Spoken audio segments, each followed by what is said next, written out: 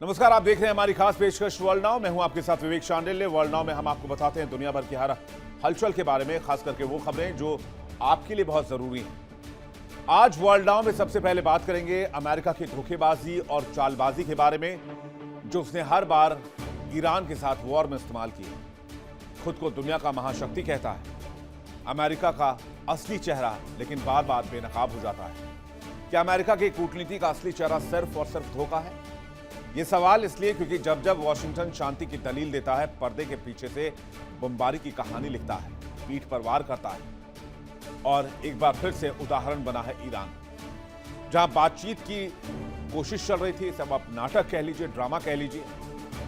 Donald Trump कह रहे थे कुछ घंटों में डील हो जाएगी। फाइनल डील लिए बैठे हैं, फाइनल डील की तैयारी है। ईरान डील पर मान गया है, बस सिग्नेचर बाकी है। और ऐसे तमाम तरह के सोकॉल्ड दावे।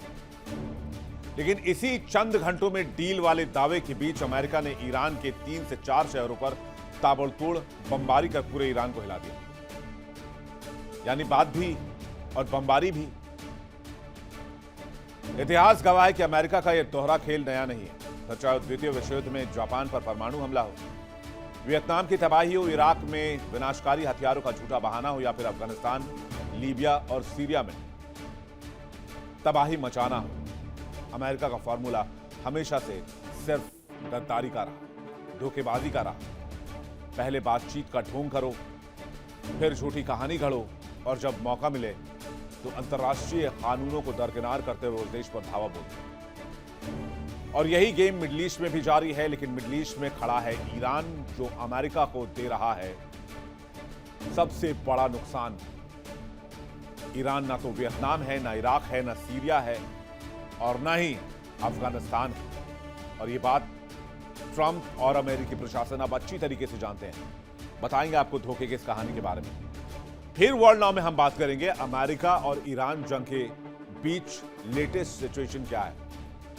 ईरान ने मिडिल ईस्ट में बारूद का भूसा भर दिया है, क्योंकि सुपर पावर का अहंकार दिख रहा है। अमेरिका ने हमले किए हैं। इसे देखते हुए ईरान ने पलटवार किया और पूरे मिडिल ईस्ट को दहला दिया। अमेरिकी नेवी के 5th फ्लीट को निशाना बनाया। रडार सिस्टम तबाह कर दिए थे, आधुनिक सैन्य ठिकानों और अरबों डॉलर के लड़ाकू विमान खाक में मिला दिए। हालात ये हैं, कल तक जो इलाके शांत थे, वहां आज खौफ के साए में लोग बंकरों की तरफ भाग रहे हैं।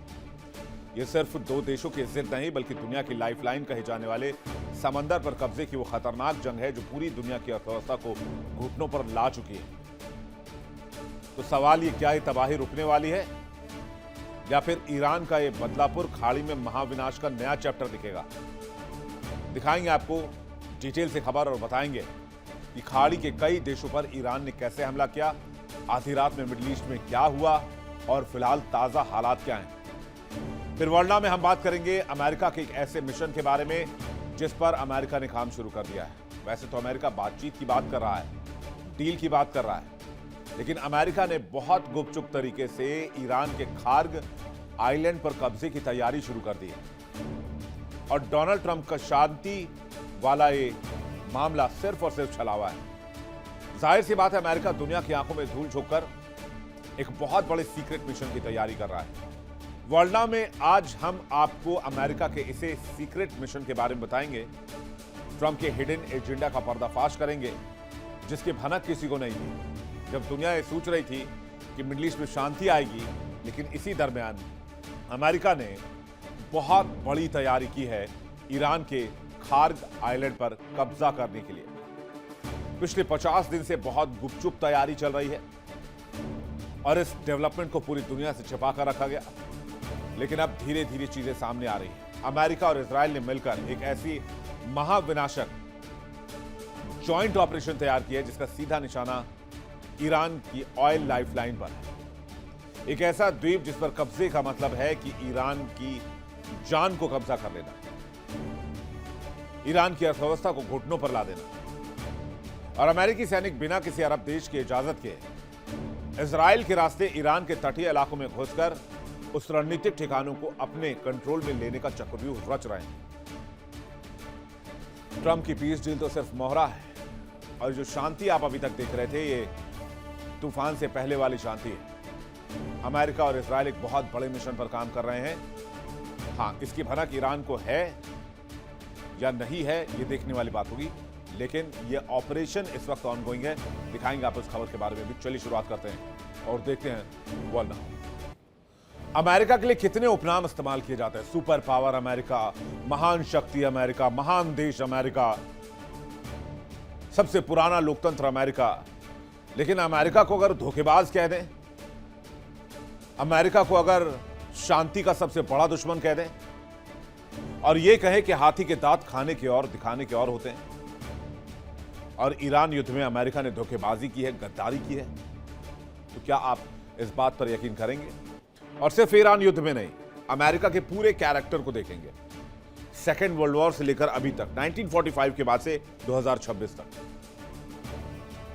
ईरान के साथ जो अमेरिका कर रहा है वो अमेरिका की फितरत है, लेकिन फिर भी पूरी दुनिया अमेरिका को महान क्यों कहती है? चलिए ईरान से ही शुरुआत करते हैं। हर बार ईरान से बात करने और डील करने की बात होती है और फिर बातचीत के दरमियान ही अमेरिका अटैक कर देता है, और इस बार भी वैसा ही हुआ। अमेरिका ने ईरान पर धोखे से हमला किया। अमेरिका जब जब शांति की दलील देता है तब तब पर्दे के आड़ में धोखे का खेल खेलता है। ट्रंप बार बार कहते हैं कि ईरान से वार्ता चल रही है, चंद घंटों में डील होने वाली है, डील पर साइन होने वाली है, लेकिन इसी बीच अचानक खबर आती है कि अमेरिका ने ईरान पर बहुत बड़े अटैक किए हैं। यानी जब जब वार्ता तब तब वार, यही है अमेरिका का असली चेहरा। अमेरिका का ये दोहरा खेल बेनकाब हो रहा है, जिसमें बात भी जारी है और बमबारी भी जारी है। चलिए आपको दिखाते हैं कि कैसे अमेरिका ने ईरान के पास साथ दगाबाजी की है। अब अगर इस तस्वीर को आप देखेंगे, अप्रैल 2025 ओमान की मध्यस्थता बातचीत चल रही थी, अमेरिका ने ईरान पर हमला कर दिया। अमेरिका ईरान में जून में 12 दिन की लड़ाई हुई। फरवरी 2026 में जिनेवा में यूएस ईरान में शांति वार्ता चल रही थी, लेकिन अमेरिका ने 28 तारीख को हमला कर दिया और अब संघर्ष को 100 से ज्यादा दिन हो चुके हैं। जून 2026 डील को लेकर दोनों के बीच बातचीत चल रही थी, लेकिन अमेरिका ने फिर से ईरान पर हमला किया और इस बार 3 से 4 ठिकानों पर लगातार बमबारी की गई। अगर आप टाइमलाइन देखेंगे तो 2013 से 15 के बीच बातचीत हुई ईरान अमेरिका के बीच में, जहां JCPOA साइन किया गया, लेकिन 2019 में ईरान ने हमला किया। अमेरिका ने ईरान पर सैंक्शंस लगाए। 2020 में ईरानी जनरल कासिम सुलेमानी की हत्या कर दी गई। 2021-22 में भी बातचीत के दरमियान परमाणु सौदे को पुनर्जीवित करने की कोशिश हुई। 2023 में ईरान के परमाणु ठिकानों पर साइबर हमला किया गया। 2024 में भी हम किया गया सीरिया में ईरानी ठिकानों पर अटैक। 2025 में 12 दिन की लड़ाई हुई। 2026 में लड़ाई अभी जारी है, जिसको 100 दिन से ज्यादा का वक्त हो चुका है। दरअसल वर्तमान में अमेरिका ईरान में डील की बात चल रही है। अंदर खाने बात यह थी कि जून के महीने में या फिर एंड में डील पर कभी भी सहमति बन जाएगी। खबर यह भी थी कि शायद जून से लेकर जुलाई तक अमेरिका और ईरान में बात बन जाए और इस दरमियान कोई हमला नहीं होगा। लेकिन जब जब शांति की बात होती है, अचानक से मामला फिर से पलट जाता है। अमेरिका हथियार लेकर आता है, मिसाइल लेकर आता है और ईरान को दहला जाता है। ईरान के 3 से 4 शहरों में भारी बमबारी की गई है। इस बमबारी के बाद यह तो फिक्स है कि डील की बात तो नहीं होगी, और जो डील जून और जुलाई महीने में हो सकती थी, उस पर मामला और खिंच सकता है। यानी जंग और बढ़ेगी, दायरा और बढ़ेगा। उधर ईरान ने भी कह दिया है कि दुश्मन ने जो हमला किया है उसका करारा जवाब दिया जाएगा, और ऐसा हमला होगा कि अमेरिका और दुश्मन देश संभल तक नहीं पाएंगे। फिर ईरान ने यह करके दिखा दिया। मिडिल ईस्ट में जितने भी अमेरिकी बेस हैं, सब पर अटैक शुरू कर दिया। कुल मिलाकर कहें तो हर बार की तरह अमेरिका ने वही किया है जो अब तक करता आया है। धोखा देना अमेरिका का डिप्लोमेसी है। 2 हफ्ते के युद्ध विराम की घोषणा के बाद अप्रैल में पाकिस्तान में पहली बार अमेरिका ईरान वार्ता हुई, लेकिन कोई समझौता नहीं हुआ। फिर भी ट्रंप ने युद्ध विराम को अनिश्चितकालीन के लिए बढ़ाया और नाकेबंदी जारी रखी। 28 मई 2026 को अमेरिका और ईरान के वार्ताकारों ने 60 दिन का एक अस्थायी MOU तैयार कर दिया। सीजफायर बढ़ाने और परमाणु वार्ता शुरू करने पर चर्चा की बात कही गई, लेकिन राष्ट्रपति ट्रंप ने इसको मंजूरी नहीं दी थी। इस डील में होर्मुज को खोलना, ईरान को तेल बेचने की आजादी देना और परमाणु कार्यक्रम पर बातचीत शामिल थी। दुनिया को लग रहा था शायद अब शांति की उम्मीद की जा सकती है, लेकिन तभी पहले इजराइल ने सीजफायर तोड़ा, फिर लेबनान में फायरिंग की और फिर ईरान ने लेबनान का बदला लिया और इजराइल को धुआं धुआं कर दिया। और इस बीच जब अमेरिका इजराइल को कह रहा था कि आप ईरान पर हमला नहीं करेंगे, आप वेट करेंगे क्योंकि हमारी बातचीत ईरान के साथ जारी है, आपके हमले से पीस डील डीरेल हो सकती है, इतना सब कुछ कहने के बाद अमेरिका ने ही ईरान पर हमला कर दिया। तो जाहिर सी बात है, धोखा देना अमेरिकन की डिप्लोमेसी का हिस्सा है। ईरान जंग तो आज की बात हो गई, इससे पहले भी यह काम अमेरिका कर चुका है। अफगानिस्तान, सीरिया, इराक, ईरान में युद्ध और बांग्लादेश में ऐसी स्थिति कर चुका है जिसकी तस्वीर आपने देखी है। जहां जहां अमेरिका के कदम पड़े वो देश आर्थिक तबाही की ओर चला गया। और अमेरिका हर बार यही कहानी कहता है कि वो दुनिया की भलाई के लिए काम कर रहा है। इतिहास में एक पैटर्न बार बार दिखता है। अमेरिका ने जब भी किसी देश पर हमला किया, उससे पहले या तो बातचीत का नाटक किया, झूठा बहाना बनाया, दुनिया को गुमराह कराया, या उस देश पर गलत आरोप लगाया। अमेरिका यह दिखाना चाहता है कि उस देश की स्थिति ठीक नहीं है, वो देश दुनिया के लिए मुफीद नहीं है, उसे वहां पर अटैक करने का अधिकार है। और ऐसे कई सारे एलिगेशंस भरे पड़े हैं जहां पर अमेरिका ने फॉल्स एलिगेशन लगाकर युद्ध की शुरुआत की और दुनिया के कई देशों में भयंकर तबाही मचाई।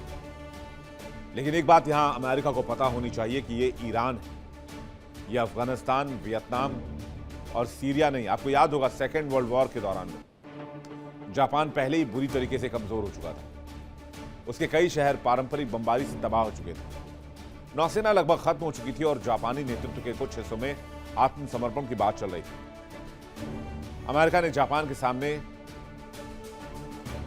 पोट्सडैम डिक्लेरेशन जुलाई 1945 में आत्मसमर्पण की शर्तें रखी।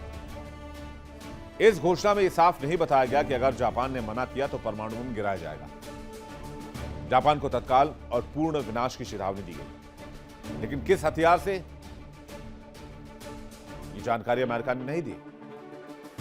जापान ने पोट्सडैम घोषणा को शुरू में अनदेखा किया, जिसके बाद 6 अगस्त 1945 को हिरोशिमा और 9 अगस्त को नागासाकी पर परमाणु बम गिराया गया और लाखों लोग मारे गए। इसे हैवानियत कहते हैं और आज तक वहां विनाश के सबूत हैं। यह सच है, दुनिया में कई देशों के पास परमाणु हथियारों का जखीरा मौजूद है, लेकिन आज तक सिर्फ और सिर्फ अमेरिका ने ही इसका इस्तेमाल किया। यानी जो देश ये कहता है कि ईरान के पास परमाणु हुआ तो पूरे विश्व को खतरा होगा, लेकिन ईरान ने अभी तक तो ऐसा कुछ किया ही नहीं। तो क्या अमेरिका के परमाणु हथियार पूरी दुनिया के लिए खतरे का सबब नहीं है? जो अमेरिका जापान में परमाणु बम मार सकता है, क्या वो दूसरे देशों में परमाणु हमले नहीं कर सकता है? अमेरिका ने तो परमाणु हथियार का इस्तेमाल तक किया है, लेकिन आज तक उस पर कोई ठोस सैंक्शन नहीं है और ना ही यूएन का कोई कानून अमेरिका पर लागू होता है और ना ही अमेरिका किसी अंतर्राष्ट्रीय कानून को मानता है। और आज भी मिडिल ईस्ट में ईरान के ऊपर टॉर्चर, अत्याचार सिर्फ एनरिच्ड न्यूक्लियर को लेकर, एटम वेपन को लेकर। चलिए आपको बताते हैं कि किस किस देश ने कब कब अमेरिकन को झटका दिया। 1953 में अमेरिका ने सोवियत प्रभाव को रोकने का प्रयास किया ईरान के जरिए और अपने रणनीतिक हितों की रक्षा के लिए हस्तक्षेप किया। CIA समर्थित ऑपरेशन करवाए और मोहम्मद मुसद्दक की जो सरकार थी 1953 में ईरान में जो चल रही थी उसको गिरा दिया और वहां की सरकार को गिराकर अपना एक व्यक्ति बिठाया जिसका नाम था शाह मोहम्मद रजा पहलवी। और अमेरिका ने दशकों तक ईरान में तेल का काम किया अपनी बड़ी बड़ी कंपनीज के जरिए। 1979 की इस्लामिक रेवोल्यूशन के बाद फिर से दोनों देशों के रिश्ते खराब हो गए और आज भी अमेरिका और ईरान में वही दुश्मनी देखी जाती है। अब आ जाइए आप इराक। अमेरिका ने दावा किया कि इराक के पास विनाशकारी हथियार है। 2003 में सैन्य अभियान शुरू कर दिया गया। सद्दाम हुसैन की सरकार गिरा दी गई, लेकिन weapon of mass destruction WMD मिला ही नहीं आज तक, जिसे सद्दाम हुसैन पर की गई कार्रवाई पर आज तक सवाल उठाए जाते हैं। युद्ध के बाद इराक लंबे समय तक अस्थिरता और हिंसा से जूझता रहा और आज भी वही हालात हैं। अफगानिस्तान आ जाइए। 9/11 हमलों के बाद अमेरिका ने आतंकवाद के खिलाफ ऑपरेशन शुरू किया। तालिबान सरकार को सत्ता से हटाने और अमेरिका ने नई सरकार और सुरक्षा बलों को खड़ा करने का वादा किया। 20 साल बाद अमेरिकी सेना वापस चली गई, लेकिन वापसी के कुछ ही मिनटों के बाद तालिबान सत्ता पर काबिज हो गया। या यूं कहिए कि अमेरिका तालिबान को ही वहां की सत्ता की चाबी देकर अफगानिस्तान से भाग खड़ा हुआ। जापान आ जाइए। जापान को हराने के लिए अमेरिका ने निर्णायक कदम उठाए। हिरोशिमा और नागासाकी पर परमाणु बम गिराए। जापान ने आत्मसमर्पण किया, युद्ध समाप्त हुआ। इसके बाद अमेरिका ने जापान का पुनर्निर्माण भूमिका निभाई। जापान बाद में अमेरिका का प्रमुख सहयोगी भी बना। लेकिन क्या परमाणु बम का इस्तेमाल होना चाहिए था? और जब एक कर लिए, एक परमाणु बम पटकने के बाद आपको पता है उसके इंपैक्ट क्या है, उसके कॉन्सिक्वेंसेस क्या है। उसके बाद दूसरे एटम बम का इस्तेमाल किया। इसका मतलब यह है कि उस समय अमेरिका की सरकार में जो लोग थे वो फेनेटिक थे, सनकी थे। उनको इंसानों को जिंदा जलता भुनता देखना अच्छा लग रहा हो, मजा आ रहा हो। क्या इस माइंडसेट के साथ अमेरिका पूरी दुनिया में रूल करना चाहता है? वियतनाम आ जाइए। अमेरिका ने साम्यवाद के विस्तार को रोकने के लिए हस्तक्षेप किया। सालों तक लड़ाई चली, भारी जनहानि हुई। अमेरिकी सेना ने बड़े पैमाने पर सैन्य ऑपरेशन चलाए, बहुत पैसा खर्च किया, लेकिन घरेलू विरोध बढ़ने के बाद अमेरिका को पीछे हटना पड़ा। वियतनाम एकीकृत होकर कम्युनिस्ट शासन के अधीन आ गया। अब आप आ जाइए लीबिया। 2011 में गद्दाफी विरोधी विद्रोह के दौरान अमेरिका और नेटो यहां सक्रिय हुए। उद्देश्य यह था नागरिकों की रक्षा और सैन्य दबाव बहाना बताया जाए, लेकिन गद्दाफी शासन का अंत किया जाए। हालांकि इसके बाद लीबिया कभी स्थिर नहीं हो पाया और लीबिया लंबे समय तक गुट संघर्ष और अराजकता में फंसा रहा। अब आप आ जाइए सीरिया। सीरिया का केस तो बहुत इंटरेस्टिंग है। अमेरिका ने आईएसआईएस के खिलाफ अभियान चलाया, कई स्थानीय गुटों और कुर्द बलों को समर्थन दिया। क्षेत्र में अमेरिकी सैन्य मौजूदगी बनी रही। नीतियों में बदलाव से सहयोगी में असंतोष पैदा हुआ। सीरिया आज भी कई विदेशी शक्तियों के प्रभाव का मैदान बना हुआ है। और इंपॉर्टेंट क्या है? इंपॉर्टेंट यह है कि सीरिया में उसी को राष्ट्रपति बना दिया गया जो आईएसआईएस का टेररिस्ट था और जिसने 2 अमेरिकी सैनिकों के सिर काटे थे। और फिर व्हाइट हाउस बुलाकर उस व्यक्ति को जो आईएसआईएस में थे और अब सीरिया के राष्ट्रपति हैं, उनको रेड कारपेट दिया गया। यानी कि अमेरिका अपने सोल्जर्स का भी सम्मान नहीं करता है, या डोनाल्ड ट्रंप अपने सोल्जर्स के सम्मान नहीं करते। बांग्लादेश आ जाए। 1971 के मुक्ति संग्राम के दौरान यूएस ने पाकिस्तान के साथ संबंध बनाए और 7th फ्लीट उतार दिया समंदर में। इससे बांग्लादेश में अमेरिकी नीति की आलोचना हुई और 2024 में शेख हसीना सरकार के पतन में अमेरिका की भूमिका बताई जाती है। अमेरिका पर पर्दे के पीछे प्रभाव डालने के आरोप लगे। हालांकि अमेरिका ने ऐसे आरोपों को खारिज किया है, लेकिन बांग्लादेश की राजनीति में बाहरी प्रभाव को लेकर आज भी बहस जारी है। और दुनिया इस बात को लेकर सोशल मीडिया पर भी दावा करती रही कि जो केयरटेकर सरकार है, जिसके कर्ता धर्ता मोहम्मद यूनुस हैं, वो सीआईए के लिए काम करते हैं। तो कहानी कुल मिलाकर यह है कि हर बार अमेरिका ने कोई ना कोई आरोप लगाया, कोई ना कोई नई कहानी समझाई, उसके बाद उस देश में एंट्री मारी, फिर वहां दादागिरी की। तेल है तो तेल निकाला, बाकी चीजें निकाली। अब आप देख लीजिए, ओसामा बिन लादेन पाकिस्तान में पकड़ा गया, लेकिन हमला अफगानिस्तान में कर दिया। अमेरिकी सरकार ने बार बार स्पष्ट, अस्पष्ट या अतिरंजित खतरों को युद्ध के औचित्य के तौर पर इस्तेमाल किया। इस रणनीति ने सैन्य कार्रवाई के लिए जरूरी परंपरागत जांच पड़ताल को बाईपास किया और यही तरीका बाद में ईरान और अफगानिस्तान में भी अपनाया गया। सभी जगहों पर एक ही तरह की घटना देखी गई। इसलिए अमेरिका पर सवाल उठते हैं, क्या अमेरिका का वो पैटर्न जिसके जरिए वो दूसरे देशों में घुसता है, वो है क्या? हर बार एक ही फॉर्मूला, लेकिन लोकेशंस अलग अलग। आइए देखते हैं कैसे करता है ये, मोडस ऑपरेंडाई क्या है इसका। किसी भी घटना को बहुत बढ़ा चढ़ाकर पेश करेंगे, उसके बाद मीडिया में शोर मचाएंगे कि अमेरिका की राष्ट्रीय सुरक्षा खतरे में आ जाएगी। फिर कहेंगे हम शांति चाहते हैं, हम डील करना चाहते हैं, हम जंग नहीं चाहते हैं, डील हो जाए तो फिर मजा आ जाए। फिर क्या होता है कि अक्सर बिना यूएन की अनुमति के उस देश में घुसकर हमला कर देते हैं, अटैक कर देते हैं और कहते हैं अमेरिकी विदेश नीति की सबसे बड़ी ताकत यही है। दुनिया के कई देशों में आज वॉशिंगटन पहले दोस्ती का हाथ बढ़ाता है, फिर अपने हित के लिए रास्ते खोलता है। चाहे वो ईरान में 1953 का तख्ता पलट हो, इराक में विनाशकारी हथियारों के नाम पर हमला हो, अफगानिस्तान में 20 साल की मौजूदगी के बाद अचानक वापसी हो, या फिर लीबिया और सीरिया में बदलती नीतियां हो। अमेरिका पर अक्सर यह आरोप लगता रहा है कि उसने अपने सहयोगियों और साझेदारों के साथ गद्दारी की। रक्षा जानकार मानते हैं कि अमेरिका के लिए स्थायी दोस्त नहीं बल्कि स्थायी हित मायने रखते हैं। जब तक कोई देश उसकी रणनीतिक जरूरतों को पूरा करता है तब तक उसके रिश्ते यूएस से बहुत मजबूत बने रहते हैं। लेकिन जब हालात बदल जाते हैं तो अमेरिका भी बदल जाता है। हालांकि अमेरिका और उसके समर्थक इसे यथार्थवादी कूटनीति बताते हैं, मतलब जैसी जरूरत वैसी कूटनीति, वैसी डिप्लोमेसी। अब इसके लिए आतंकियों से हाथ मिलाना है तो अमेरिका उसमें भी गुरेज नहीं करेगा। लेकिन विरोधियों की नजर में यह भरोसे की राजनीति नहीं है बल्कि हित की राजनीति बन जाती है। और यही वजह है कि दुनिया के कई हिस्सों में अमेरिका की भूमिका को लेकर बहस आज भी जारी है। इतिहास ये नहीं कहता कि अमेरिका हमेशा से गलत था, लेकिन इतिहास ये जरूर कहता है कि दुनिया की सबसे बड़ी सैन्य शक्ति ने बार बार झूठे बहाने, हेराफेरी, धोखे और गद्दारी का सहारा लेकर युद्ध की शुरुआत की। हां, नतीजा कुछ भी रहा हो, कहीं से भागना पड़ा, कहीं हारना पड़ा, कहीं से पैकअप करना पड़ा, लेकिन अमेरिका इन सब चीजें सबक भी नहीं लेता है। अमेरिका ने हमेशा से किसी घटना को बढ़ा चढ़ाकर पेश किया। कभी पूरी तरह कहानी गढ़ी गई और फिर देश में घुसने की कोशिश की गई, फिर शांति के नाम पर वार्ता की चाल चली और फिर हमला कर दिया। और यही अमेरिका की रणनीति है और जिसका नतीजा इन दिनों आप देखिए, मिडिल ईस्ट की तस्वीरें हैं जहां किस भयंकर तरीके से लड़ाई चल रही है। ये ताजा तस्वीरें मिडिल ईस्ट से आई हैं जहां ईरान के पलटवार के बाद पूरे जीसीसी में इस वक्त हड़कंप मचा हुआ है। जरा फुल स्क्रीन आपको दिखाते हैं।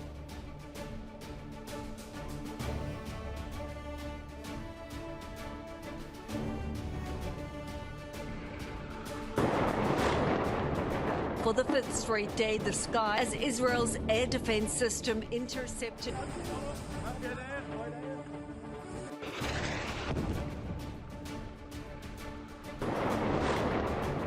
For the fifth straight day, the sky as Israel's air defense system intercepted.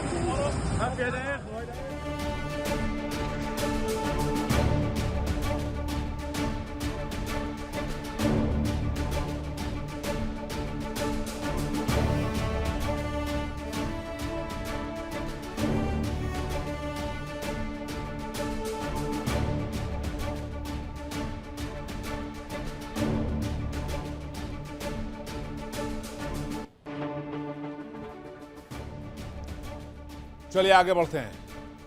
Iran ने पूरे मिडिल ईस्ट को धुआं धुआं कर दिया है। अमेरिका के वार से ईरान का गुस्सा 7वें आसमान पर चला गया और मिडिल ईस्ट में एक बार फिर से बदलापुर शुरू हो गया। अमेरिका ईरान को काबू करना चाहता है, दूसरी ओर ईरान है कि मानता नहीं। आखिरकार ऐसा क्या हुआ कि बातचीत की मेज पर चल रही डीलिंग अचानक खत्म हो गई और बदलापुर की कहानी शुरू हो गई?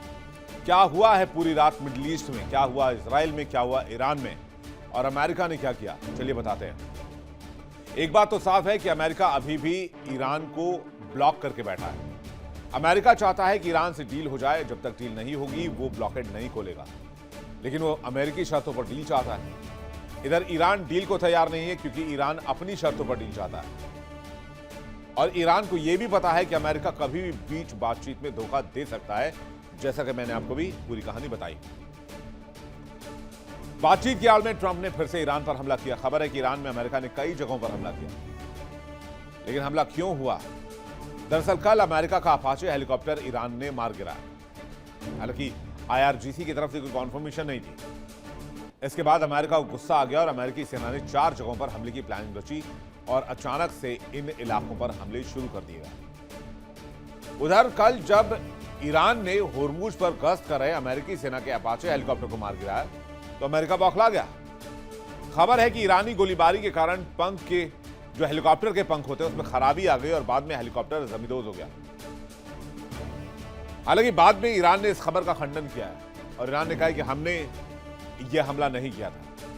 इधर ट्रंप ने एक ट्रूथ सोशल पर लिखा, हमारी महान सेना ने मुझे अभी बताया कि ईरान ने हमारा अत्याधुनिक अपाचे हेलीकॉप्टर गिरा दिया। दोनों पायलट सुरक्षित हैं, फिर भी अमेरिका को उसका जवाब देना ही होगा। अमेरिकी वायुसेना और नौसेना के लड़ाकू विमानों ने हमले शुरू कर दिए हैं। होर्मुज के पास ईरानी वायु रक्षा प्रणाली, ग्राउंड कंट्रोल स्टेशन और निगरानी रडार साइट्स को निशाना बनाया गया है। अमेरिका के अपाचे हेलीकॉप्टर गिराने का बदला फौरी तौर पर लिया गया है, यह दावा अमेरिका का है। और एक साथ 3 से 4 ठिकानों पर अमेरिका ने बमबारी शुरू कर दी। ईरान के केश्म द्वीप पर, सिरिक बंदरगाह पर और जास्क द्वीप पर और बंदर अब्बास पोर्ट पर हमला किया गया है। चलिए अब आपको मैप के जरिए दिखाते हैं कि अमेरिका ने कहां कहां बमबार्डिंग की है, ईरान में कहां कहां हमले हुए हैं। देख रहे हैं, ये तस्वीर है उन जगहों की जहां अमेरिका ने ईरान पर हमला किया। ये जास्क द्वीप है, ये सबसे बाहर का द्वीप है अगर हम इस लिहाज से देखें, होर्मुज स्ट्रेट के लिहाज से। सिरिक, केश्म और एक और जो ये आइलैंड आप देख रहे हैं, ये जो इलाका है बंदर अब्बास का, सिरिक, केश्म और बंदर अब्बास, ये स्ट्रेटेजिकली बहुत इंपॉर्टेंट है। क्यों इंपॉर्टेंट है? क्योंकि इसी इलाके से, ये जो तस्वीर आप देख रहे हैं, ये जो हिस्सा है, इसी इलाके से पूरे होर्मुज को कंट्रोल किया जाता है। अगर बंदर अब्बास, केश्म और सिरिक पर ईरानी आर्मी को पीछे धकेल दिया जाए, जो काम अमेरिका कर रहा है, तो यहां पर फायदा अमेरिका को हो सकता है और इस इलाके को ऑपरेट करने के लिए अमेरिका फिर उसी नेवल ब्लॉकेट से थोड़ा और आगे आएगा। तो ये बहुत इंपॉर्टेंट जगह है। और एक और जो इंपॉर्टेंट जगह जहां पर आप ये वाला देख रहे हैं, जास्क द्वीप, ये इंपॉर्टेंट है क्योंकि यहां से भी ईरान ऑयल सप्लाई करता है दुनिया में। यहां पर भी ऑयल इंफ्रास्ट्रक्चर है ईरान के लिए, तो यहां पर भी हमला किया गया जिससे ईरान इकोनॉमिकली बिल्कुल डेड हो जाए। तो अमेरिका ने जिन चारों जगहों पर हमला किया है, जरा फुल स्क्रीन देखिए, उसका महत्व मुख्य रूप से होर्मुज पर कंट्रोल और ईरान की नौ शक्ति से जुड़ा हुआ है। यह दुनिया के सबसे महत्वपूर्ण समुद्री मार्गों में से एक है जहां से वैश्विक तेल व्यापार का एक बड़ा हिस्सा गुजरता है।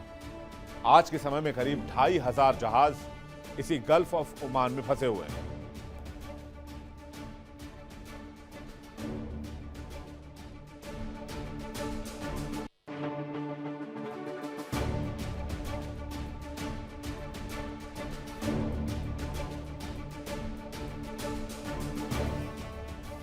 अब आप केश्म द्वीप को ले लीजिए, जरा ग्राफिक्स रखिएगा। केश्म द्वीप फारस की खाड़ी का सबसे बड़ा द्वीप है।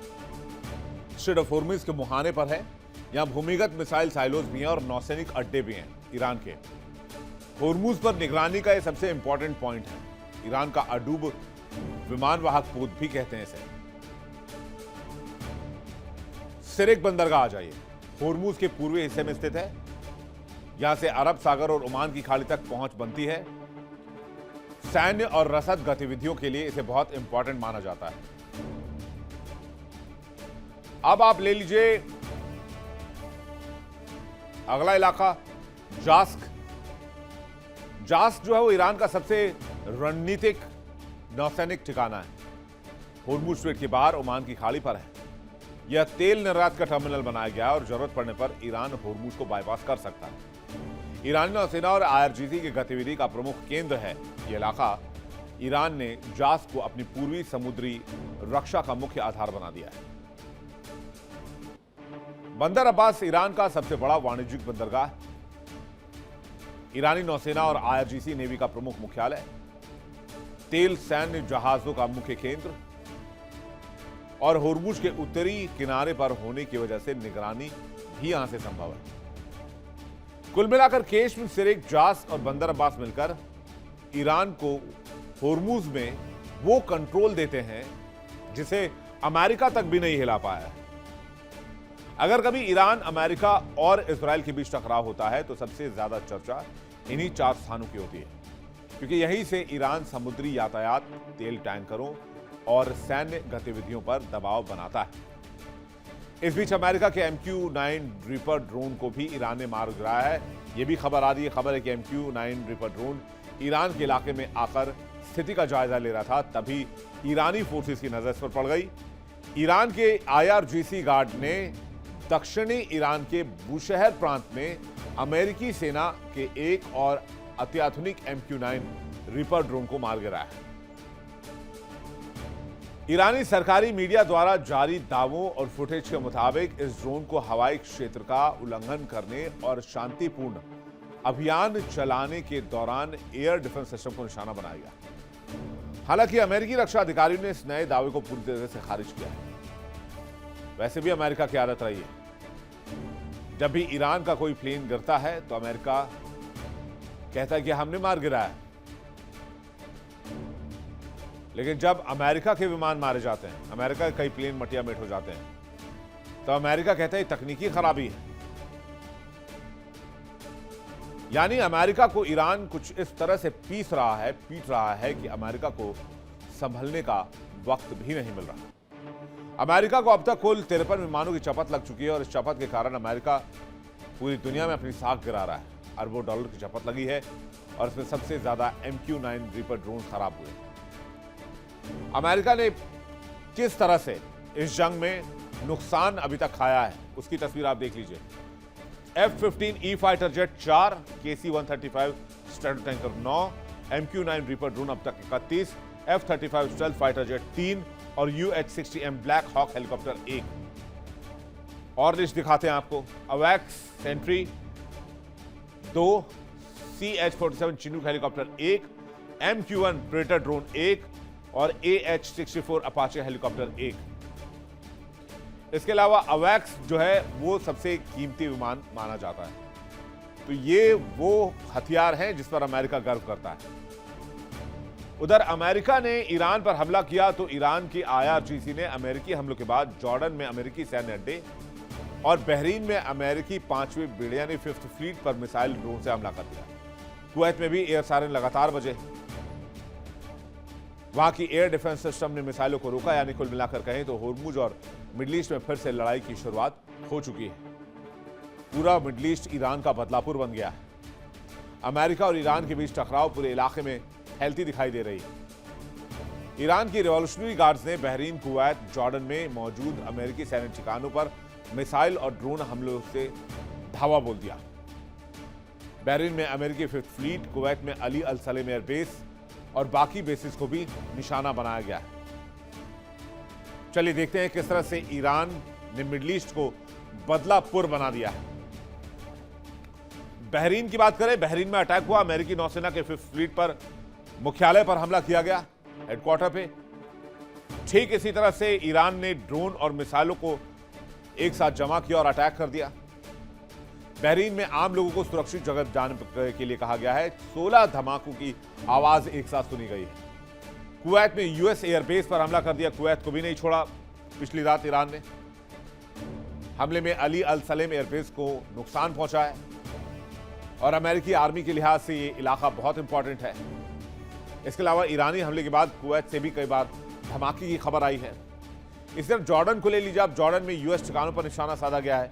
ईरान ने जॉर्डन में भी मिसाइलों और ड्रोन से हमला किया है। ईरान ने 5 मिसाइलों को मार गिराया गया। मिसाइलों के कुछ मलबे जॉर्डन की जमीन पर गिरे। यूएस सैन्य ठिकाने ईरानी मिसाइल और ड्रोन के निशाने पर रहे। जॉर्डन लंबे समय से क्षेत्र में यूएस सैन्य अभियानों का बहुत महत्वपूर्ण केंद्र रहा है।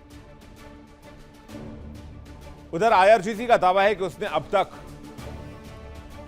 अमेरिकी सेना के 21 एयरबेस और नेवल बेस को निशाना बनाया है। IRGC ने चेतावनी दी है कि अगर अमेरिका ने ईरान पर और हमले किए तो फिर जवाब बहुत करारा मिलेगा। अगर इजराइल ने लेबनान पर अटैक किया तो फिर अमेरिका को बख्शा नहीं जाएगा। और आपको पता है इजराइल अपने इस वॉर को नहीं छोड़ेंगे। ईरान के विदेश मंत्री अब्बास अराक्ची ने भी अमेरिका को खाड़ी क्षेत्र छोड़ने की सलाह देते हुए कहा है कि ईरान किसी भी खतरे का जवाब देने के लिए सक्षम है। उधर अमेरिका ईरान में ब्लॉकेट लेकर बैठा हुआ है। खबर है कि ईरान ओमान की खाड़ी में अमेरिका ने अपने युद्धपोत से घेरेबंदी लगाए हुए है। वो भी एक बार देख लीजिए घेराबंदी किस तरह की गई है। पूरा अरब सागर और गल्फ ऑफ ओमान अमेरिकी शिप से पटा पड़ा है। इसके अलावा मिडल ईस्ट में 19 बेस हैं, लेकिन 19 बेस होने के बावजूद, इतनी बड़ी तैनाती होने के बावजूद अमेरिका स्ट्रेट ऑफ होर्मुज तक नहीं जा पा रहा है। ये वो जहाज हैं जिनके नाम आप देख लीजिए। USS रूजवेल्ट हैं, USS अर्ले बर्ग हैं, USS ऑस्कर ऑस्टिन हैं, USS गोंजालेज हैं, USS थॉमस हन्नर है, USS ट्रक्सटन है, USS मेजन है, USS राफेल पिराल्टा है, USS माइकल मर्फी है, USS हिंगिस है, USS कॉम स्टॉक है, USS John Finn, USS Frank E है, पीटरसन जूनियर है, यूएसएस अब्राहम लिंकन है, यूएसएस प्रोवेंस है, यूएसएस रॉस है। गिनते रहिए आप, ये ब्लॉकेड लेके बैठे हुए हैं। और ये ब्लॉकेड कोई हल्का फुल्का ब्लॉकेड नहीं है, अगर आप तस्वीरों में देखकर आप अंदाजा लगाया आपने तो। उधर लेबनान में इजराइल के हमले लगातार जारी हैं। इजराइल हिजबुल्लाह के ठिकानों को निशाना बना रहा है, तो अमेरिका भी ईरान पर कई जगहों पर मिसाइलें दाग रहा है। अब इस बात से एक आशंका छिड़ गई है कि क्या वाकई फिर से युद्ध चालू हो चुकी है, या दोनों पक्ष कम से कम कुछ समझदारी का परिचय देंगे। शांति की बात तो पुरानी हो गई और दुनिया इस जंगी तबाही को बहुत क्लोजली मॉनिटर कर रही है। चलिए अगली खबर की तरफ चलते हैं। वर्ल्ड नाउ में आज हमने आपको बताया अमेरिका की फितरत हमेशा से धोखेबाजी की रही है। अमेरिका की शांति वार्ता और डील ये धोखे का ही एक प्रारूप है। हमने आपको बताया कि कैसे ट्रंप की शांति वार्ता सिर्फ छलावा है और उसके पीछे का मकसद कुछ और ही है। अमेरिका इतनी जल्द शांति के लिए नहीं मानेगा। एक और खबर आई है कि अमेरिका इस वक्त बहुत जबरदस्त प्लानिंग चल रहा है, वो भी इजराइल के साथ मिलकर। तो क्या इजराइल को डांटने वाली खबर, फोन पर सुनाने वाली खबर, ये सब अमेरिका और इजराइल की नूरा कुश्ती थी? पर्दे के पीछे की प्लानिंग कुछ और है। आइए मैं आपको बताता हूं। खबर यह है कि अमेरिका ईरान के खर्ग पर कब्जे की प्लानिंग कर रहा है। आप कहेंगे कि ये तो पहले से खबर है, लेकिन ये पहले खबर थी, लेकिन अब इस पर एक्शन शुरू हो गया। अमेरिका ईरान के खार्ग द्वीप को कंट्रोल करने के लिए, कब्जा करने के लिए इजराइल के साथ मिलकर एक बहुत जबरदस्त प्लानिंग कर रहा है और इसमें मिडिल ईस्ट के कुछ देश सहयोग करेंगे अमेरिका को। हालांकि वो देश कौन से होंगे, कौन सा देश अपनी जमीन देगा अमेरिका को इस्तेमाल करने के लिए ईरान के खिलाफ युद्ध में, देखने वाली बात होगी। लेकिन अमेरिका और इजराइल ने काम शुरू कर दिया। खबर है कि इजराइल में अमेरिकी पैराट्रूपर्स उतारे गए और इसलिए मैं आपको बार बार ये कह रहा हूं कि बातचीत ये डील वील सब भूल जाइए आप। 7 अप्रैल को जारी सेना की तैनाती के आदेश में 501वीं इन्फेंट्री रेजिमेंट की दूसरी बटालियन, मशहूर जीरोनिमो बटालियन के कुछ हिस्सों को अस्थायी ड्यूटी पर इजराइल भेजने का निर्देश दिया गया। इजराइल में इस तैनाती की खबर के पहले कभी ऐसी तैनाती देखने को नहीं मिली। अमेरिका ने अपने 82 एयरबोर्न यूनिट के सैनिकों को भी इजराइल भेजा है और कहा जा रहा है कि जीरोनिमो और 82 एयरबोर्न डिवीजन, इसका मकसद है खार्ग द्वीप पर कब्जा करना। इससे पहले अमेरिका ने मार्च में इस यूनिट को मिडिल ईस्ट में भेजने की बात सार्वजनिक तौर पर कही थी, लेकिन उस वक्त जानकारी छिपा ली गई थी कि उसमें कई सैनिकों की तैनाती इजराइल में नहीं होगी। अमेरिकी मीडिया रिपोर्ट में एक बड़ा खुलासा हुआ। दावा किया गया कि अमेरिकी सैनिक इजराइल में उतारे जा चुके हैं और मिशन पर काम भी शुरू कर दिया। खबर यह है कि युद्ध की योजना बनाने में शामिल एक सैन्य सूत्र ने जानकारी दी कि तैनाती अमेरिका और इजराइल की नई जॉइंट प्लानिंग से जुड़ी हुई है। ये योजनाएं फरवरी के बाद पूरी की गई थी और इनका मकसद खार्ग द्वीप पर कब्जा करना और ईरान के अंदर तटीय इलाके पर नियंत्रण करना था। 82 एयरबोर्न डिवीजन के मुख्य क्विक रिएक्शन फोर्स है, जिसमें दुश्मन के इलाके में पैराशूट से उतरने के लिए ट्रेन किया जाता है। इजराइल में सैनिकों को उतारने की वजह यह है कि मिडिल ईस्ट के किसी और देश में सैनिक उतारने की वजह से उस देश से परमिशन लेनी पड़ती और सेकंड, ईरान से परमानेंट दुश्मनी हो जाती उस देश की। वहां बेस स्टेशन भी बनाना होता, लेकिन इजराइल में ऐसा करने की जरूरत नहीं है। मिडिल ईस्ट के देशों ने पहले ही अमेरिका को चिताया है कि हम अपने जमीन का इस्तेमाल इस युद्ध के लिए नहीं होने देंगे। इसके अलावा अमेरिका इजराइल का जॉइंट ऑपरेशन अमेरिका के खाड़ी अरब साझेदारों के लिए मुश्किल सवाल खड़े करता है, खासकर लॉजिस्टिक सपोर्ट को लेकर।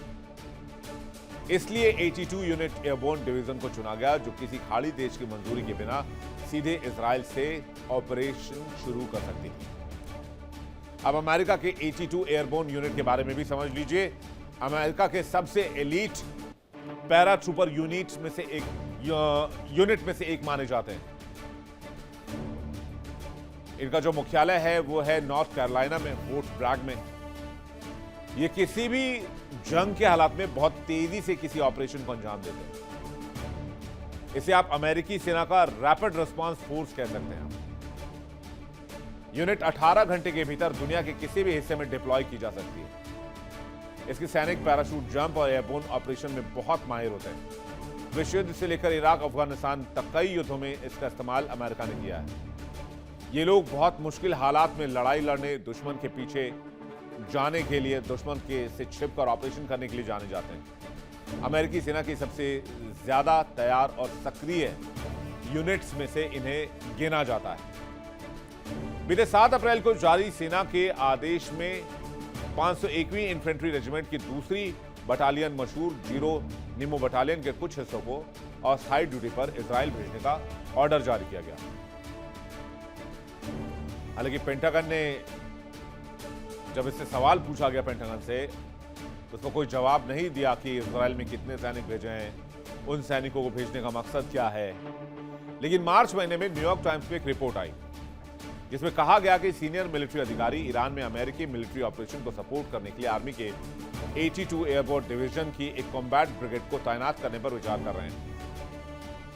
ये फोर्स डिवीजन की इमीडिएट रिस्पांस फोर्स से आती है और करीब 3000 सैनिकों की एक ब्रिगेड जो 18 घंटे के अंदर दुनिया में कहीं भी तैनात हो सकती है।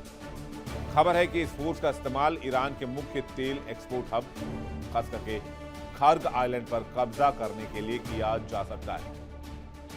चलिए आपको बताते हैं खार्ग आइलैंड पर नजर क्यों है अमेरिका की। खार्ग आइलैंड ईरान का गोल्ड माइन है, आप ऐसे समझिए। कैसे? ये सबसे ज्यादा इंपॉर्टेंट आइलैंड है ऑयल एक्सपोर्ट के लिहाज से। ईरान के कुल तेल निर्यात का एक बहुत बड़ा हिस्सा यहीं से भेजा जाता है। द्वीप पर विशाल ऑयल टर्मिनल और स्टोरेज टैंक मौजूद है। फारस की खाड़ी में ईरानी अर्थव्यवस्था की जीवन रेखा माना जाता है। युद्ध की स्थिति में संवेदनशील रणनीतिक ठिकाना बन जाता है। 1980-88 के ईरान इराक युद्ध में खार्ग द्वीप पर कई बार हमले हुए थे। द्वीप की सुरक्षा के लिए ईरान ने यहां पर नौसैनिक अड्डा, मिसाइल सुरंग और स्पेशल बेस भी बना रखा है। अगर खार्ग पर अमेरिका कब्जा कर लेता है, मतलब ईरान की इकोनॉमी का कोलैप्स होना तय है। अमेरिका और इजराइल ने कई बार खार्ग पर हमला किया और तेल की वजह से ही ईरान के ऑयल लाइफलाइन पर अटैक किया गया। इजराइल में जब फोर्स उतारे गए तो इसकी भनक किसी को नहीं थी। जाहिर सी बात है, ऐसे ऑपरेशंस में रणनीति छिपा कर रखी जाती है। इजराइल में अमेरिकी एयर डिफेंस और F-22 फाइटर जेट्स भी तैनात हैं। अमेरिका ने इजराइल में ही अपने सैनिक उतारे क्योंकि इसकी पहली वजह तो साफ है, अमेरिका और इजराइल के संबंध अलग तरह के हैं। और वो बात आप भूल जाइए जिसमें डोनाल्ड ट्रंप नेताओं को लताड़ लगा रहे हैं।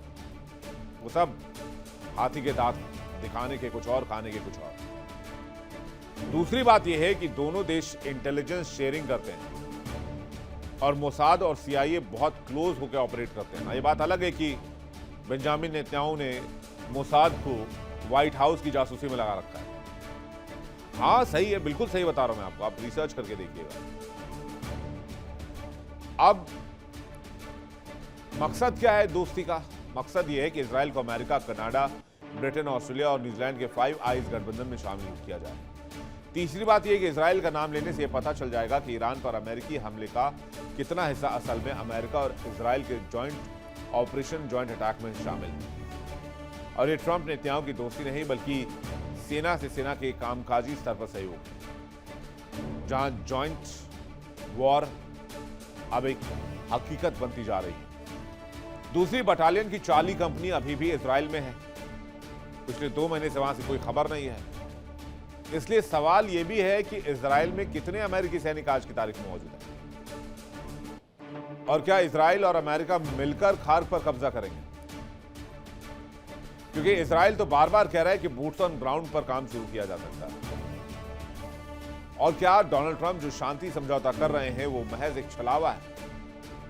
अचानक किसी समय खबर आएगी कि अमेरिका ने ईरान के खार्ग द्वीप पर कब्जे के लिए अपने सैनिकों को उतार दिया।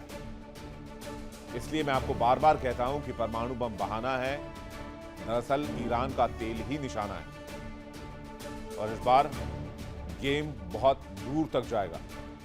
कि डील की बात भूल जाइए, क्योंकि आगे इस हमले के बाद अमेरिका और इजराइल मिलकर एक बड़ी प्लानिंग कर रहे हैं। वर्ल्ड नाउ में फिलहाल इतना ही। वक्त ब्रेक का फौरन लौट रहे हैं।